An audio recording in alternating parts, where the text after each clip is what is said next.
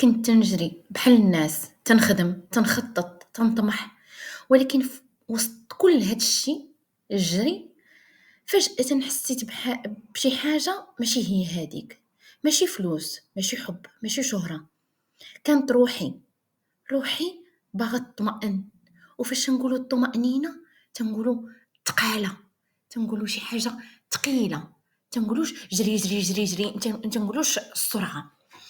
وشتي هذا هو اللي فقدناه هاد الأيام، دايمًا حنا تنجريو زربانين ما عرفت شنو تابعنا وما تنعيشوش هاديك التقالة، هاديك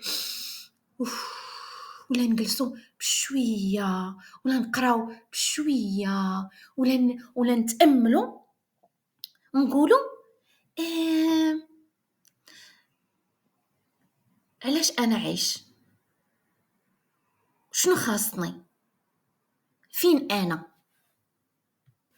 والحقيقة حنا ماشي تعساء حيت حنا فقراء، ولا حيت الحياة صعيبة، ولا حيت ما وصلناش، حيت حنا تنجريو على داك الشي اللي تيجريو عليه الناس، ماشي تتجري على داك الشي اللي بغيتي انت،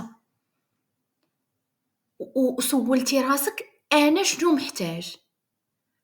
واش أنا محتاج داك الشي اللي تنشوف عند الناس؟ إلا باغي ترتاح رجع للروح ديالك وسولها أشنو باغا، بغيتي تفرح خُد وقت وعيش بشوية، راه ما غاديش تربح الحياة إلا كنتي تتخسر نفسك كل يوم.